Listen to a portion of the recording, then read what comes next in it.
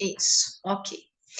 Então, boa noite, pessoal. Esse é o nosso último encontro, então, para o ano que vem, eu acho que vou fazer uma proposta que a gente possa se ver mais vezes, porque os meus compromissos que eu tinha com o CRP terminaram, então eu acho que eu consigo para a gente poder ir caminhando mais. É um seminário muito longo, né? Então, se a gente puder fazer, sei lá, 2 vezes no mês, talvez fique mais, o ritmo fique melhor, né? Então, o ano Hum, que vem, acho que eu vou propor isso.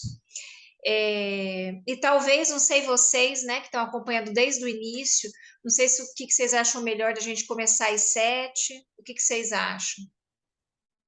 Esse horário para mim é bom, O das mas 8. às 8 É mas eu não bom? sei a Não, hora então nós vamos manter às 8, porque quem está aqui sempre é que decide. Para mim não faz diferença, mas algumas pessoas me falaram: ah, fica muito tarde para eu que moro não sei aonde e tal. Mas tudo bem, né?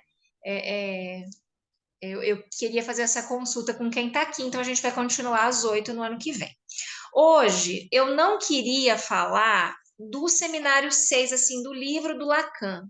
Eu queria fazer um fechamento do nosso ano falando do livro do Scovitch, que é esse livro aqui, não sei se vocês conhecem, A Identidade, Escolha ou Destino. Eu acredito que é o último comprar. livro dele, ele fez uma palestra, uma fala, uma transmissão. Eu acho que você estava, Catarina? Tava, né? Eu vi você lá, exatamente. Ele fez uma transmissão recentemente, agora no sábado, sobre o livro dele, né? Que eu sempre adoro vê-lo falar. E então eu queria falar um pouco desse livro, porque eu comecei a ler esse livro na volta do encontro de Curitiba. E assim, eu falei, nossa, tem tudo a ver com o Seminário 6. Vamos ver se eu consigo retomar um pouco, né, para a gente poder falar. E aí, outro livro que eu li recentemente, que me causou, outros dois livros, né, que eu li recentemente, que eu acho que tem a ver com o Seminário 6, é esse, O Desejo nas Psicoses, que é da Julieta de Batista, que é um livro também muito bom. Ele é muito bom por vários motivos, mas eu acho que ele traz à tona um tema muito importante que é esse, do desejo nas psicoses, que é um tema que já, assim, há muito tempo atrás falava-se que não havia desejo na psicose, né? E ela sustenta que há o desejo na psicose. O meu trabalho de Curitiba foi falando sobre isso, inclusive, né? E eu gostei demais desse livro. E o último livro que também acho que tem a ver, que eu li também agora recente, e que é muito bom, é esse da Colette Soler, que é Um Outro Narciso. Eu não sei quando ela deu esse seminário, mas faz pouco que ele foi publicado aqui. Eu não sei, aqui foi publicado em 2021, ó. Nem faz tão, né? Foi o ano passado. Enfim, mas é um livro muito bom também. Alguém fez uma pergunta aqui, só um pouquinho, deixa eu ver.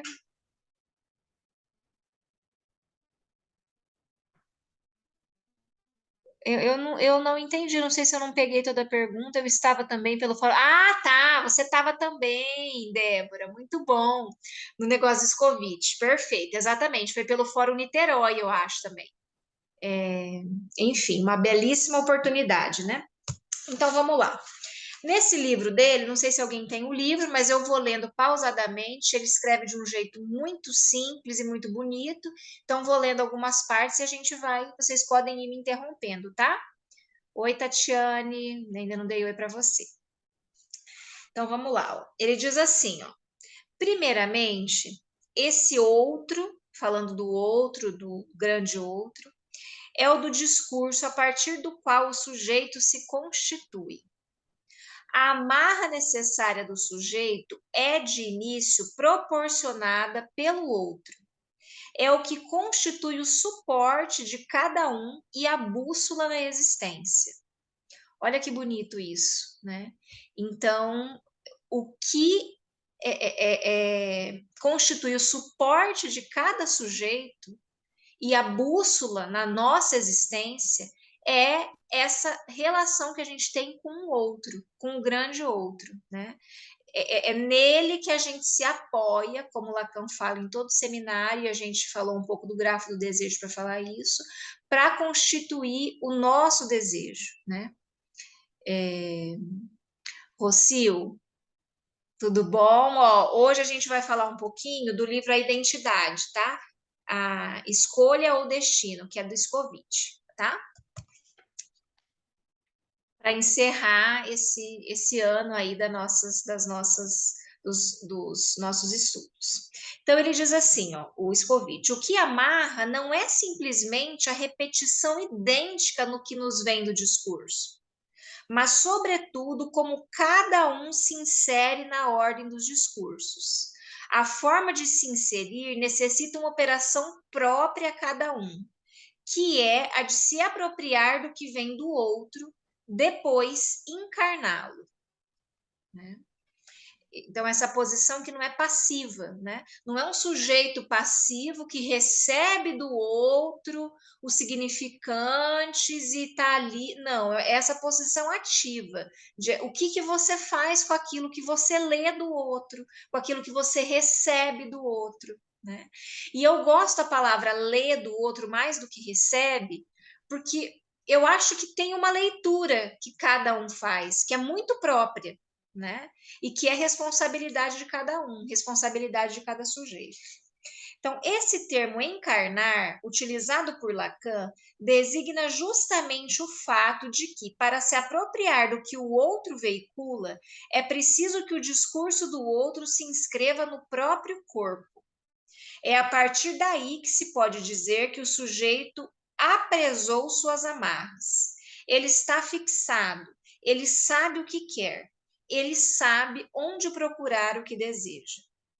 Mas, paradoxalmente, o que ele o sabe a partir do que lhe foi transmitido. Daí a pergunta: qual a autenticidade deste saber, que é saber do inconsciente? Até se chegou a forjar um nome para designar o que está programado para um sujeito desde antes do seu nascimento. Chama-se destino. Então ele faz uma pergunta: qual que é a autenticidade disso? É tudo uma cópia do outro? Mas eu acho que ele já deu a resposta antes. Não é tudo uma cópia do outro, porque tem a sua leitura. Tem aquilo que você pesca do que o outro te apresenta e que é completamente diferente, ou não digo completamente, mas que tem as diferenças com que outras pessoas, com que os seus irmãos pescaram, né? Desse outro aí do discurso. O inconsciente compõe o destino, pois ele constitui a resposta ao que vem do outro e que o sujeito transforma em discurso e em prática no decorrer da sua existência. Isso é o que justifica a presença da psicanálise em nosso mundo, ainda, pois ela se coloca como a prática que permitiria dar a conhecer ao sujeito que o destino não está escrito de uma vez por todas no inconsciente, né? Que bonito. Então, é isso. Essa aposta da psicanálise é que a gente possa nos desencontrarmos com o nosso destino. A neurose nos faz nos encontrarmos com o nosso destino, né? Que é isso, essa leitura, essa coisa que vem do outro. A psicanálise é essa aposta de desencontro. O sujeito é desejante de fato, porém no início ele deseja da forma como se identificou, pois é o outro nele quem deseja. O sujeito deseja, portanto, por procuração. E, de certo, a identificação constitui identidade. Sobre esse ponto, Lacan é explícito ao afirmar no final do seu ensino que a identificação é o que se cristaliza numa identidade. Olha que importante. Então, o que ele está dizendo aqui? Que a identidade tem a ver com o nosso desejo, tem a ver com o desejo do outro, e isso que se cristaliza, no qual estamos amarrados, é o nosso destino, mas podemos nos desamarrar, ao menos em certa medida, né? Ao menos na medida essencial. Eu fico pensando, eu não sei se vocês assistiram todo o encontro, até eu tô devendo essa resposta para o Daniel. O Daniel tá sempre aqui, hoje ele não tá. Ah, não, aqui o Daniel, ó. Peraí. Oi, Daniel, tava falando de você agora. Falei, o Daniel tá sempre aqui, hoje ele não tá. E você. Ah, não, ele ainda não tá. Peraí, tá conectando.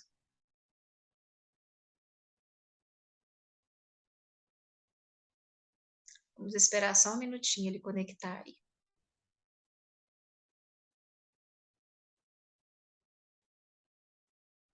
Olha que coincidência, estava falando dele, ele estava ali esperando. Enfim, enquanto conecta, eu vou falando outras coisas, depois eu retomo, né? A identidade, o Scovite continua, é trouxa, no sentido em que o sujeito toma para si como uma evidência algo que vem do outro. Que bonito isso. A gente toma como verdade o que vem do outro, né? E quando isso vai caindo em uma análise, a gente vai percebendo, às vezes, o ridículo disso. A gente toma como evidência o que vem do outro, né? A identificação é, portanto, fundamentada na noção do mesmo. É fazer o mesmo que o outro. Abordaremos a perspectiva clínica e tomemos o exemplo do caso do Homem dos Ratos, de Freud. Lacan se serve da expressão constelação fatídica para designar como, de um lado, a escolha amorosa do pai, que foi na direção de uma mulher rica que não desejava, em vez da mulher pobre, porém desejada. Só lembrando, então, o caso do Homem dos Ratos, um caso clássico aí do Freud, né, de neurose obsessiva, um caso belíssimo, e tinha esse histórico, né? O Homem dos Ratos é chamado assim porque ele ficava desesperado de pensar numa tormenta. Peraí, só um minutinho que o Hal Anderson aqui. Aí. Ele ficava muito angustiado de pensar em uma cena de suplício, uma cena. Não me vem a palavra agora, mas uma cena de militar, né, em que um capitão, um coronel, não me lembro agora quem, contava que uma das de tortura, que uma das formas de torturar que se usava era colocar um barril cheio de ratos famintos e colocar uma pessoa sentada ali, um homem, e esses ratos entravam no ânus dessa pessoa.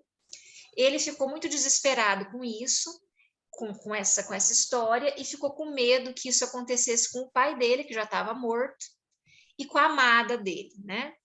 E esse significante rato é muito importante para ele, porque tem várias palavras no alemão que tem a ver com isso, que é rato de jogo, raten, que é dívida, enfim, várias palavras que têm a ver com isso. Então, e aí na história do Homem dos Ratos, o pai do Homem dos Ratos é essa pessoa que, no dilema entre me caso com a mulher do meu desejo ou com uma outra mulher por conveniência, casou com a outra mulher por conveniência, que é a mãe do Homem dos Ratos, né? Então, só para situar vocês aí. Daniel, antes de continuar, eu estava falando de você. Falei, o Daniel está sempre aqui, hoje ele não está. E aí eu ia mencionar aquela história lá do Encontro Nacional, né? Porque eu ia dizer uma coisa semelhante com o que você afirmou lá no Encontro Nacional. Quando eu estava dizendo aqui, ó, eu vou retomar, tá, gente? Só para eu conseguir entrar na minha linha de raciocínio. Então, o sujeito é desejante de fato, porém, no início ele deseja da forma como se identificou, pois é o outro nele quem deseja. O sujeito deseja, portanto, por procuração. E, de certo, a identificação constitui identidade. Sobre esse ponto, Lacan é explícito ao afirmar, no final do seu ensino, que a identificação é o que se cristaliza numa identidade. Né? Então, o desejo, como essa coisa que a gente pesca do outro, que a gente copia do outro, que nos impulsiona. Mas, Daniel, pensando, eu não sei se ele está aí ou se ele saiu, teve uma Oi, Pri, discussão. eu tô aqui Oi, sim, Daniel. só não tô podendo ligar a câmera, que eu tô aqui cuidando das crianças, fazendo comida, mas tô ouvindo. Tá bom, tranquilo. teve uma discussão lá, porque o Daniel falou de uma coisa de um desejo de morte, né, Daniel? E aí foi falado que o desejo de morte era uma coisa impossível de sustentar, que não tinha a ver com desejo e tal. Eu não tenho essa resposta ainda, Daniel. Não fui pesquisar, porque depois viajei, mas para o ano que vem quero pesquisar mais isso, mas eu fico pensando, né? Que esse desejo que está tão próximo dessa coisa do desejo do outro, e que às vezes mortifica o sujeito, né? Mortifica o sujeito se identificar com o outro e desejar por procuração. Eu não sei, eu acho que não sei, eu não tenho a resposta ainda. Fiquei de conversar com você sobre isso, mas foi passando. Eu acho que a gente tem que falar mais disso. A gente pode falar mais no ano que vem, né? Que a gente retoma.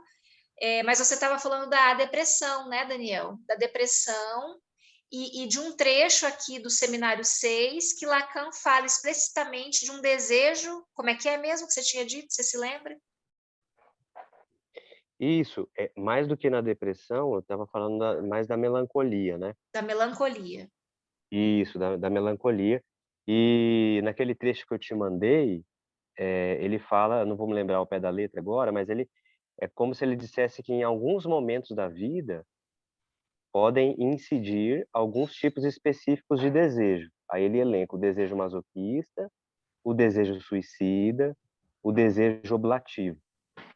E aí ele vai construindo aí um pensamento de modo que ele diz que ao analista cabe, então, interpretar esses desejos, né? Para que, assim, de uma forma geral, para que isso possa se deslizar, né?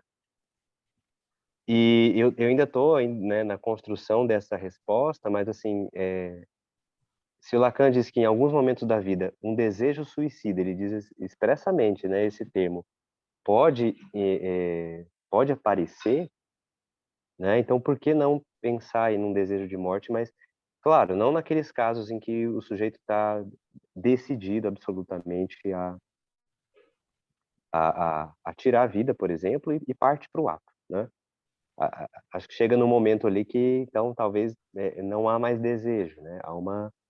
Há uma escassez de representação, há uma falta de desejo. Mas, quando a gente escuta aí muitos sujeitos que trazem uma ideação suicida, então, na maioria das vezes, eles não estão ali decididos, né? Então, a libido fica ali circundando aí também essa coisa do desejo de morte, né? Então, será que um desejo de morte ele não pode aparecer aí como um dos pontos dessa cadeia? Não sei, né? Um dos pontos dessa metonímia. Se o desejo é metonímico, ele não pode passar por um momento num desejo de morte. E aí, numa análise, um analista conseguir fazer uma interpretação que faça com que o sujeito possa deslizar para um outro tipo de desejo, Sim. Eu né? acho que. Pode falar. E, e eu não li, assim, o livro do Scovitch ainda, né? Mas falando com a Cláudia, ela me mostrou uma passagem do livro, onde parece que ele faz uma diferenciação, né, entre realmente um desejo inconsciente e um desejo narcisista, um desejo mais egóico, né? E que ele diz que esse desejo narcisista, ele qualifica como um desejo mortífero, se eu não me engano. Ah, olha que bonito. Eu não cheguei nessa parte ainda, eu não li todo ele. Depois eu vou te passar a mostrar o que a Cláudia me disse. Eu quero comprar o livro, eu não comprei ainda. Eu tô com outros na fila. Mas tem esse ponto, onde parece que ele diz assim que tem essa diferenciação, né, entre o desejo inconsciente, né, e um desejo que é um desejo narcisista, baseado na identificação, né, que, Exatamente, porque eu fico que é o que você pensando estava nisso, trazendo. Isso. no que você está falando. Eu pensei, mas não na melancolia. Eu pensei nisso mesmo, de um desejo tão alienado no desejo do outro, que te empurra para o pior, né? Uhum, Que sim, sim.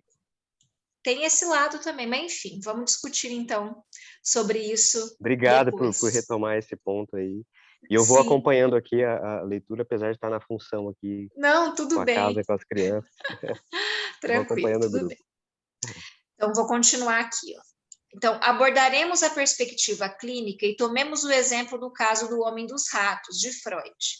Lacan se serve da expressão constelação fatídica para designar como, de um lado, a escolha amorosa do pai, que foi na direção de uma mulher rica, não desejada, em vez de uma mulher pobre, porém desejada, e do outro, uma dívida não quitada pelo pai, presidiram desde antes do nascimento do sujeito a sua sina. É o que a análise com Freud revela e que Lacan soube formalizar por meio da função das identificações desse sujeito. A constelação fatídica no Homem dos Ratos indica, portanto, a incidência inconsciente, os efeitos nos filhos do vínculo do pai com o amor, com o desejo e com o gozo, que foram marcados nesse pai por uma renúncia ao desejo. Mas voltemos ao caso de uma forma mais precisa. Encontramos essa fala do pai do Homem dos Ratos dirigida ao filho. Ele vai ser um grande homem ou um criminoso. Esse é o tipo de frase que determina a sina de alguém. Pois nela há significantes que são significantes mestres para o sujeito. Toda a sua vida é orientada por ser um grande homem ou ser um criminoso.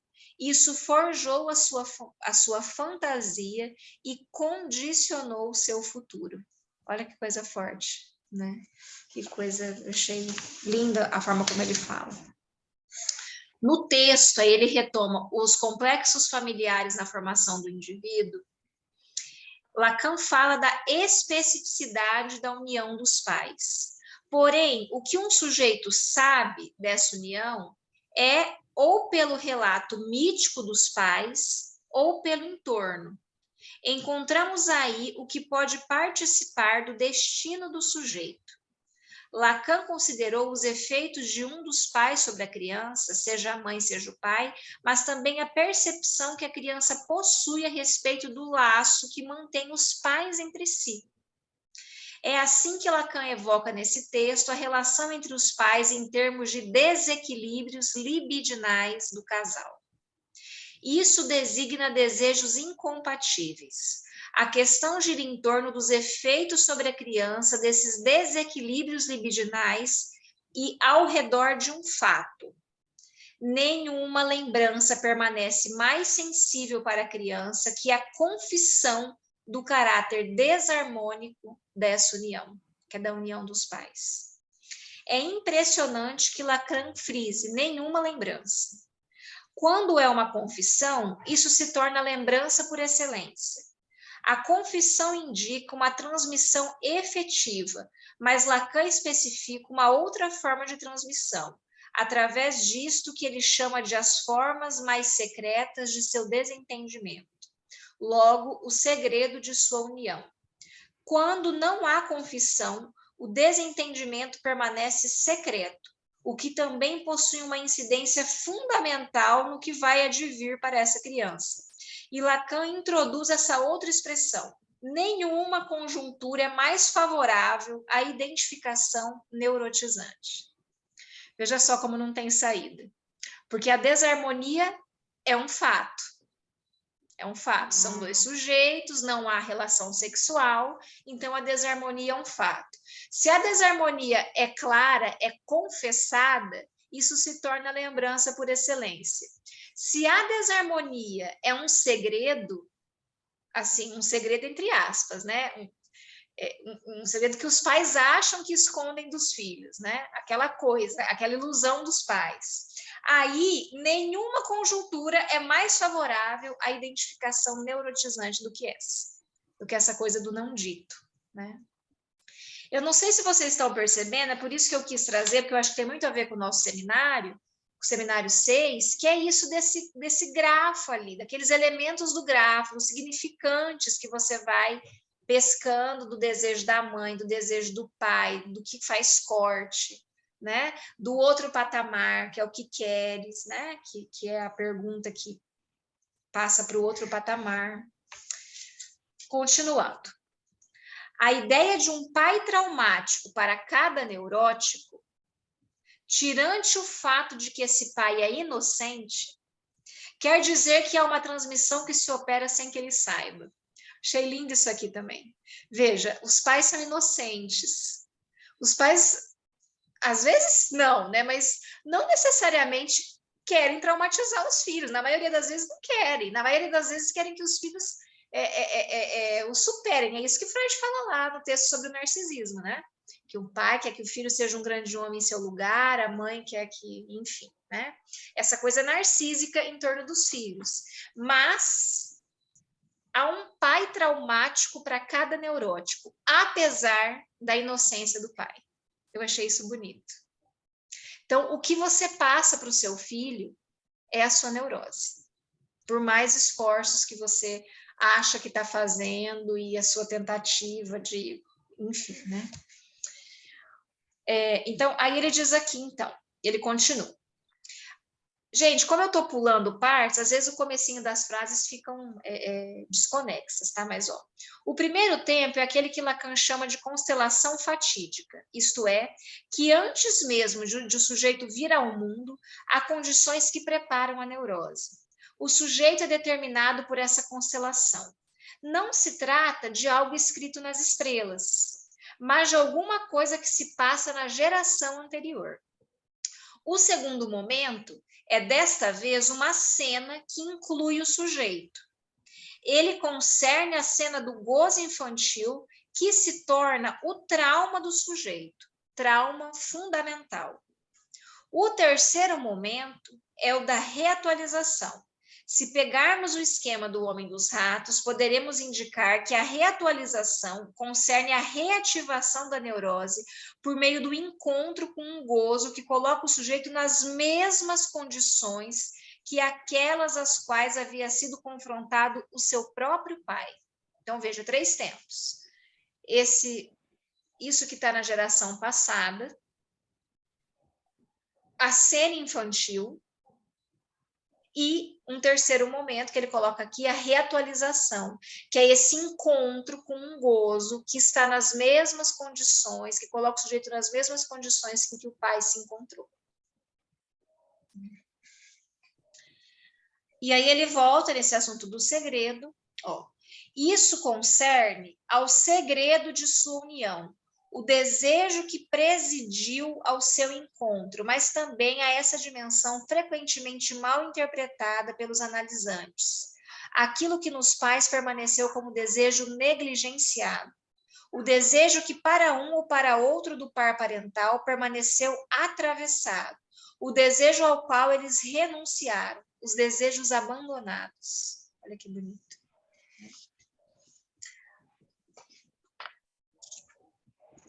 Isso tudo está no começo do livro, tá, gente?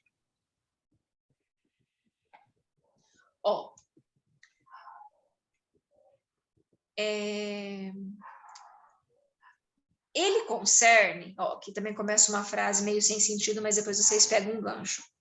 Ao que assume a função de comando do sujeito e o leva ao compromisso que o outro, nesse caso o pai, sem saber, logo inocentemente, transmitiu ao filho e que determina sua posição subjetiva.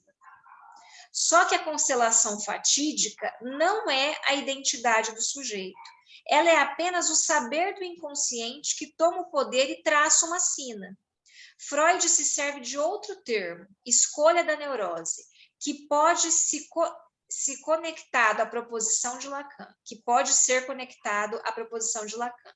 Com efeito, escolha da neurose designa a escolha inconsciente do sujeito em relação à sua constelação fatídica. Então, há uma constelação fatídica, que é aquilo que precede o sujeito, que está na geração passada, e há a escolha do sujeito, o que ele faz com aquilo, né? No seminário 2 tem um trecho maravilhoso, eu acho que eu já citei para vocês aqui, mas me lembrei de novo que é aquilo, estamos condenados, é a palavra do Lacan, estamos condenados a repetir os pecados do nosso pai e estamos condenados a passar esse pecado para a geração seguinte. Ele usa esse termo mesmo, pecado, ele diz, né? E aí ele diz assim, isso a gente chama de supereu. Isso tem a ver com a relação da pulsão de vida com a pulsão de morte, né? No livro que eu disse para vocês, da Julieta, que é esse, para quem chegou depois, o desejo na psicose, ela tem aqui também um trecho que eu gosto muito, que ela diz assim, ó, quando ela está falando do desejo na psicose, né? E ela diz, a pergunta não seria, então, da ausência do desejo na psicose. Como eu disse, ela sustenta que há desejo na psicose, porque o desejo, como o Daniel já disse, ele é sustentado pela metonímia e não pela metáfora. O desejo neurótico é metaforizado pelo nome do pai. O desejo do psicótico, não. Vou ler aqui, ó. A pergunta não seria, então, a da ausência do desejo na psicose, e sim a da presença de um desejo que não está simbolizado pelo nome do pai. Isto é, um desejo que não está enodado à lei do pai. Dimensão que caracteriza a posição do psicótico enquanto recusa da impostura paterna. Olha que forte isso. O psicótico, ele recusa a impostura paterna. O desejo dele não está metaforizado pela impostura paterna. O desejo do neurótico está metaforizado pela impostura paterna, se a gente pegar o termo do Lacan lá no Seminário 2, pelo pecado do pai, né? Ela chama aqui de impostura paterna, eu gosto bastante. Então, o desejo do psicótico, ela continua, a Julieta, não estaria chancelado pelo consentimento do pai, e sua legalidade poderia ser questionada por aqueles que estão inseridos na medida comum, né? Então, não é chancelado pelo consentimento do pai, né? Que é essa história do pai. Aí, voltando aqui.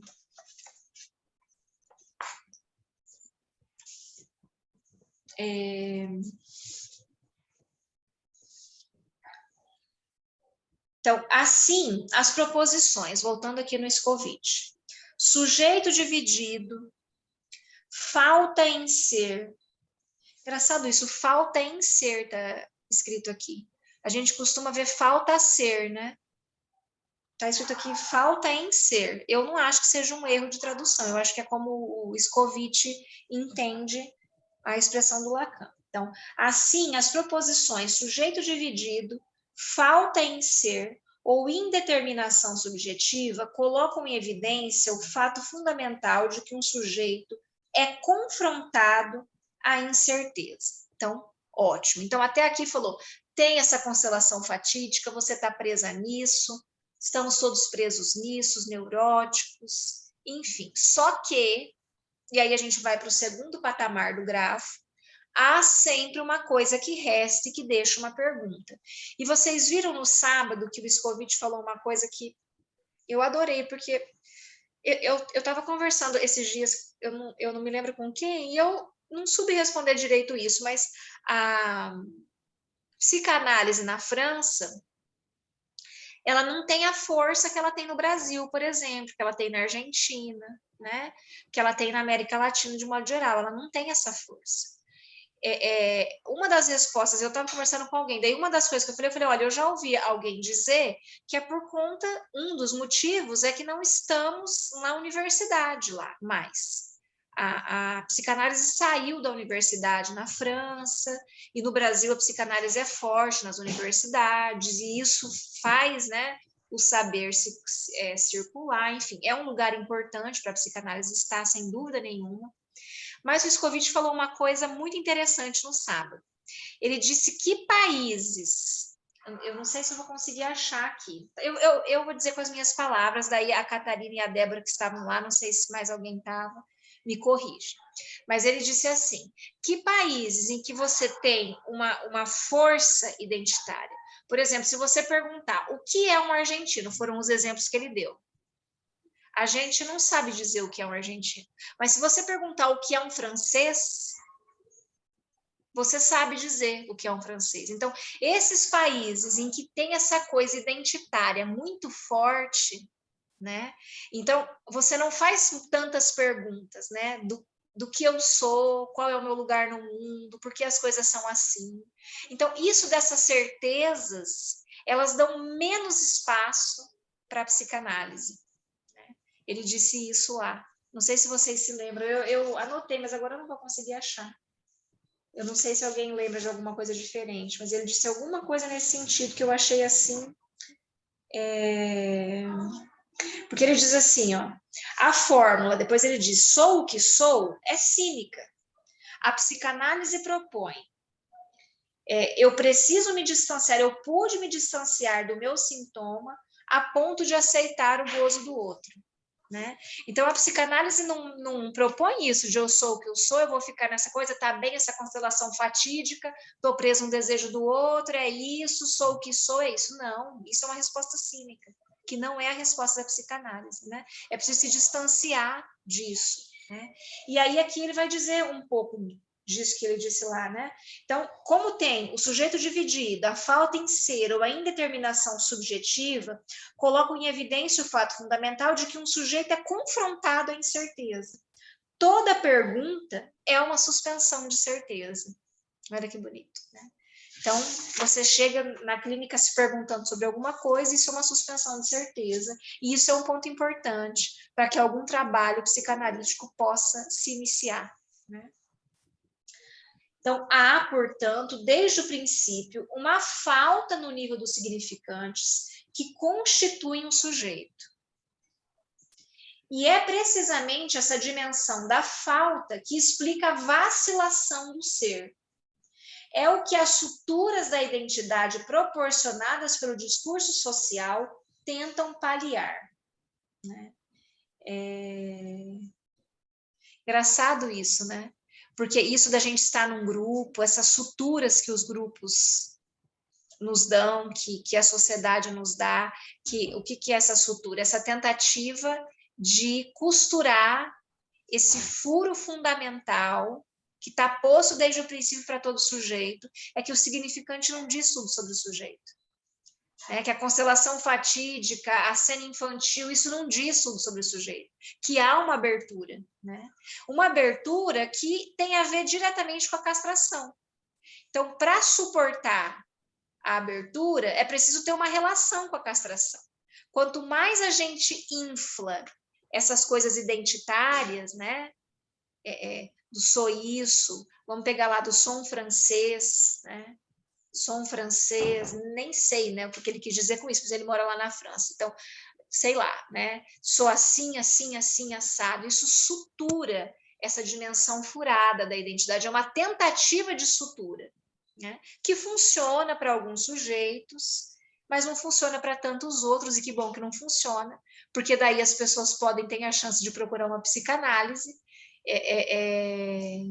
e em busca de um desejo mais próprio do que esse desejo alienado no grande outro, né? Oi, Pri. Oi. Então, eu também ouvi essa fala dele e achei fantástica, né? E é nesse ponto que ele estava tratando, né? O que é uma identificação para psicanálise? Que não é essa identificação, eu sou assim porque eu sou igual ao outro, né? Então, nós formamos um grupo, eu acho que é nesse sentido. Então, somos franceses e ser francês é isso. É o que o outro tem, é o que eu tenho. E aí eu pensei agora, se isso não vai desembocar depois, então, na questão desse desejo narcísico, né? Que não dá brechas aí para... Não dá muitas brechas para a irrupção do desejo inconsciente, né? Que é um desejo que precisa aparecer considerando a castração, então. Nossa, Daniel, eu achei que a sua colocação, o gancho que você fez é ótimo, eu acho. Porque a gente pensa em Freud no narcisismo das pequenas diferenças, né? Nessa coisa dos grupos. Eu acho que tem tudo a ver. Então, eu pensei que, né, a gente pode pensar em alguma coisa nesse caminho, então. Mas foi realmente fantástico a tua colocação do que ele falou, né? Dessa diferenciação, né, de países como o nosso e a França, onde lá tem uma certeza e isso faz toda uma diferença.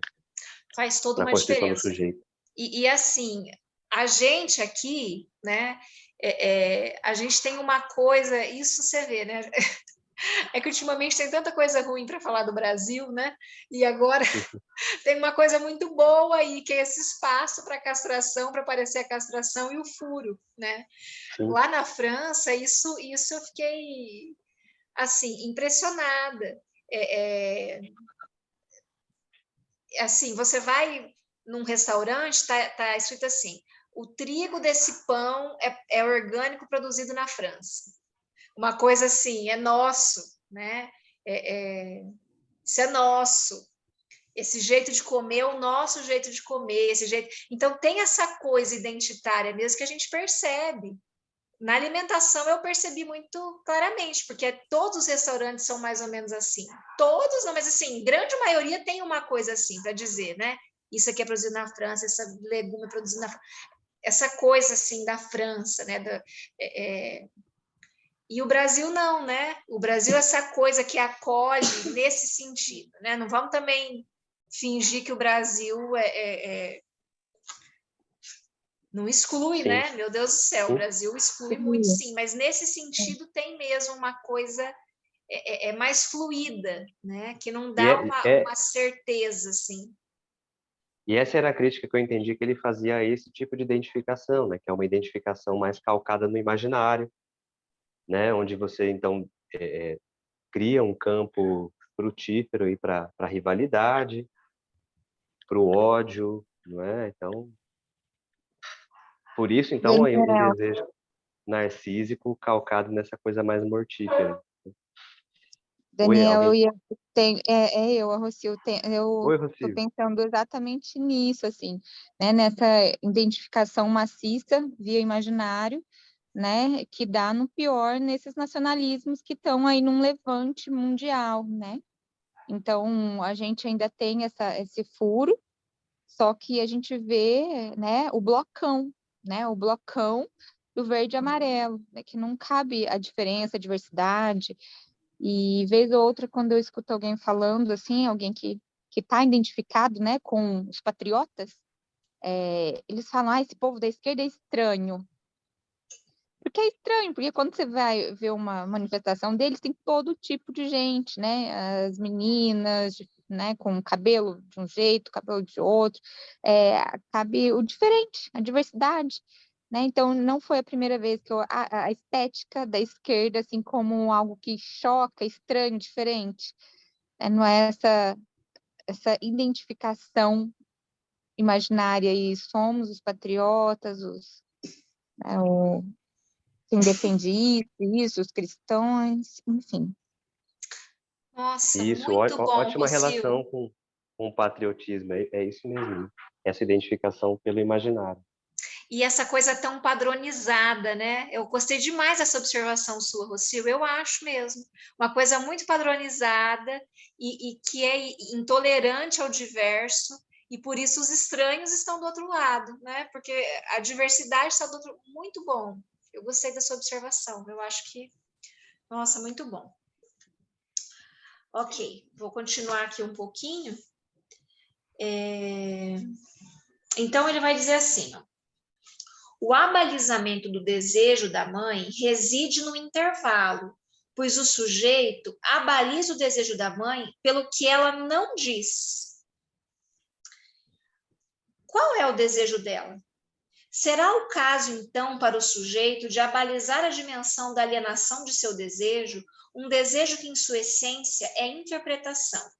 Nesse sentido, é legítimo afirmar que o inconsciente do sujeito interpreta o que a mãe não disse, conferindo a esse não dito a força de um desejo. Mas isso não diz que seja o desejo da mãe, é a interpretação feita pelo inconsciente do sujeito. Trata-se de um nível de abalizamento, mas há um outro nível, o qual já evocamos, que é o traço unário. Aqui se está no nível primário que concerne a marca. Não é a interpretação do desejo do outro, mas a marca do outro que constitui o núcleo do sujeito, onde virão se alojar todos os recalques ulteriores que se vão produzir em sua vida.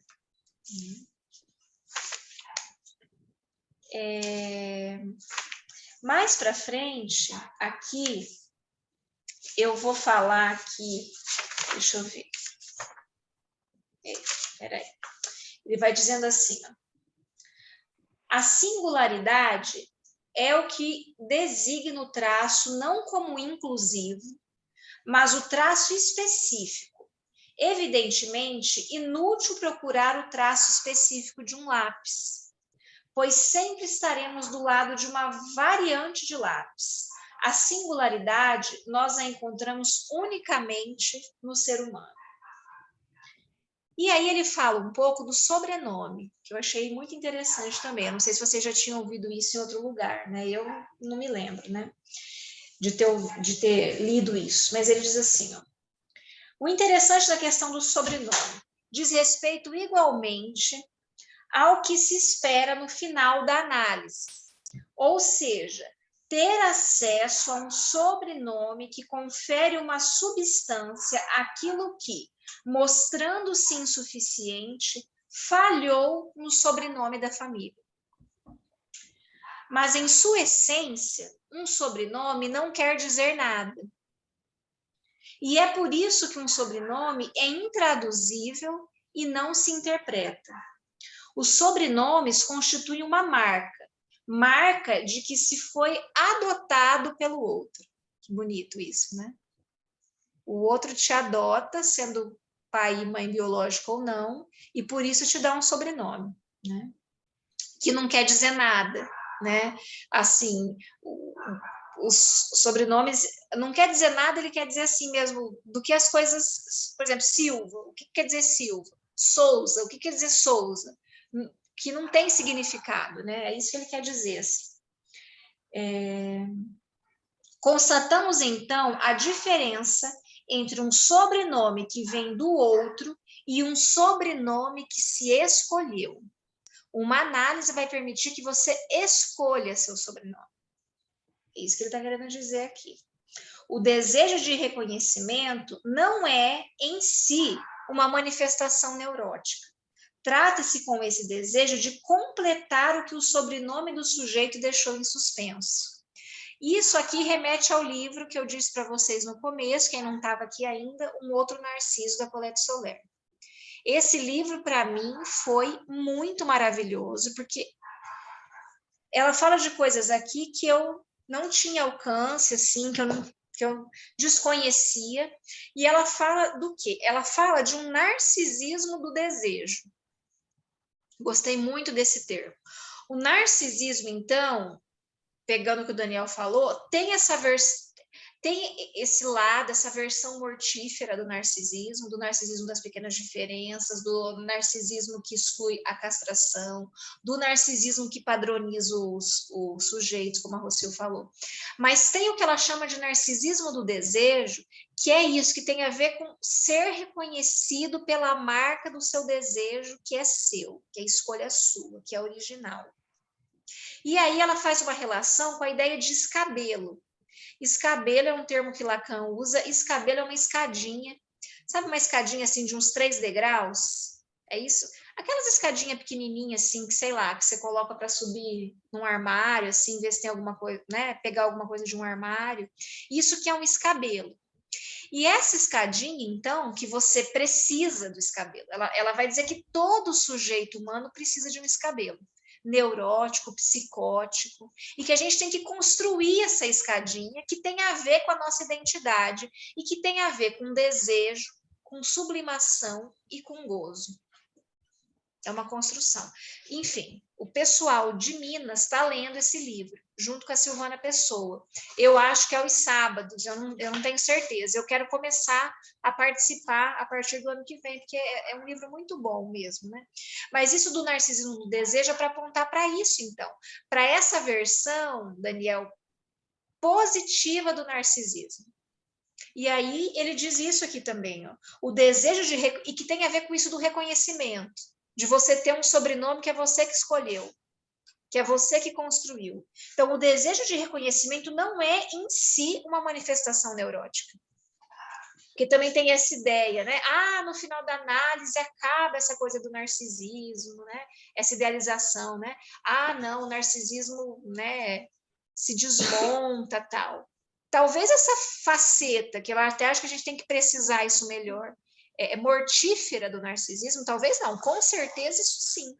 Mas esse narcisismo que tem a ver com desejo, que tem a ver com a sua marca, que tem a ver com o seu sobrenome, esse sobrenome que não é o seu de família, mas isso que você construiu a partir do seu percurso, isso não tem a ver necessariamente com a neurose, tá? Não necessariamente é uma coisa patológica, né? E aí ele vai dizer, o sobrenome verdadeiro. Dito de outro modo, se somos divididos, é porque falta alguma coisa para acessar um todo. A questão que se coloca para cada um é a de saber como compensá-la. Tenta-se com frequência compensá-la por meio dos ideais. Com a identidade, o que se procura é uma saída da indeterminação que constitui a nossa essência humana. Olha só como a identidade, essa coisa de fortalecer uma identidade pela via da identificação é uma coisa super neurótica, e é uma coisa que tem a ver com os ideais e que tem a ver com tentar pôr uma tampa em cima da indeterminação humana, porque no fundo é isso, né? Se a gente, o que a gente encontra, como a gente falou lá no começo do seminário que Lacan fala, é o S de abarrado, é o não tem resposta para o que você é, né? E isso é difícil e, ao mesmo tempo, liberta, né? A Eline, recém-nomeada, fez uma postagem bonita, a perda liberta, perder liberta, alguma coisa assim lá no Insta dela. Perder liberta, né? Porque tem a ver com isso, eu acho, com essa coisa das identificações que caem e que deixam o sujeito um pouco mais livre para escolher o seu sobrenome, né? Um pouco mais. Então ele diz que o eu é a soma das identificações de um sujeito. Agora, que o eu seja mais ou menos forte é algo que depende da solidez das identificações. A identificação é um significante que se extrai do outro. Que ele vai dizer, e aí ele diz aqui. Quem quiser anotar, eu estou na página 38, tá? Ele diz aqui, ó. Dito de outro modo, trata-se a cada vez, em cada tratamento analítico, de distinguir a forma como o eu vem recobrir o ser do sujeito. Então, esse eu forte, cheio de identificações, ele recobre, esse eu narcísico, a gente podia dizer, narcísico parece uma coisa, uma obviedade, né? Porque o eu narcisismo, então, mas esse eu, ele recobre o ser do sujeito. Logo, é sempre algo particular.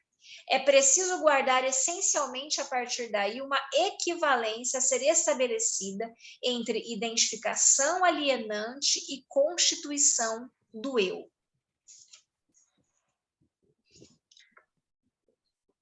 E aí ele fala das escolhas das identificações, né? E aí ele vai dizer, eu não estou achando aqui, eu queria achar.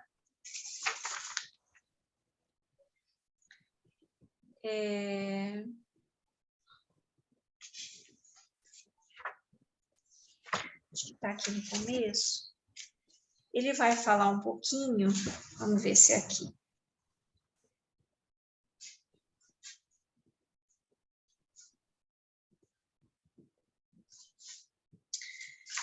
Não consigo achar.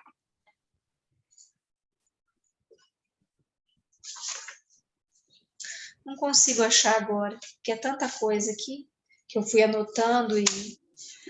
Mas, enfim, o que ele vai dizer é que nas quedas das identificações, que é o que a gente ouve sempre sobre final de análise e tal, que as identificações vão caindo e que esse sobrenome que ele diz aqui e que esse sintoma com TH, que se diz, né, ele não tem a ver com uma identificação com o outro. Ele tem a ver com uma identificação com algo de si mesmo, com algo que tem a ver com uma marca de gozo, né? É isso, é caindo essas identificações que a gente pode chegar lá, nesse lugar de construir esse sobrenome próprio, de construir esse escabelo aí, para pegar o termo da Colette Soler, que ela retoma de Lacan, e para construir, fazer da castração dessa marca fatídica, desse destino fatídico, alguma coisa produtiva, alguma coisa que produz. Então, esse mesmo elemento, que é alguma coisa que faz você ficar agarrado nisso e limitado nisso, passa a ser alguma coisa que produz, que faz você produzir a partir disso, a partir da falta.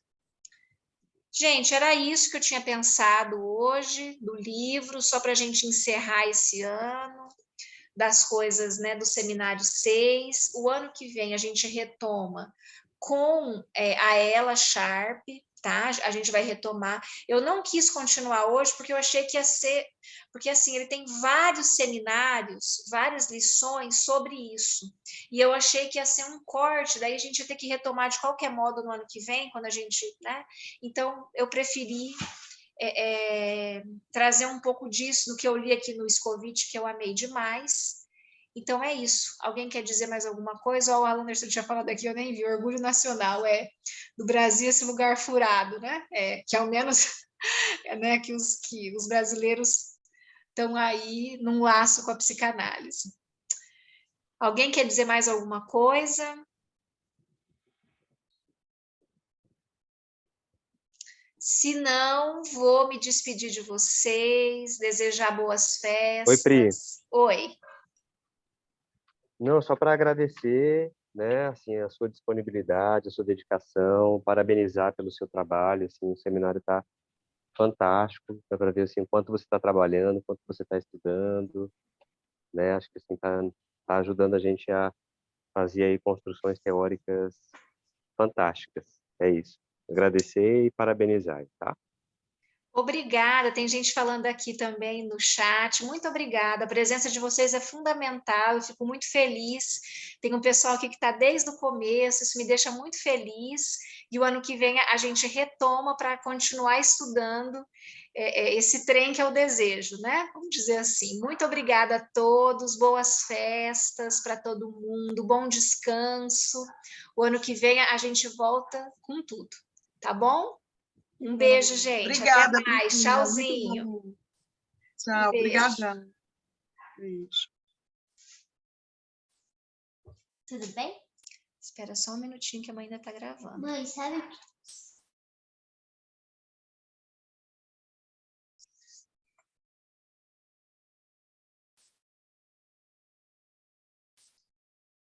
que você vai ficar triste?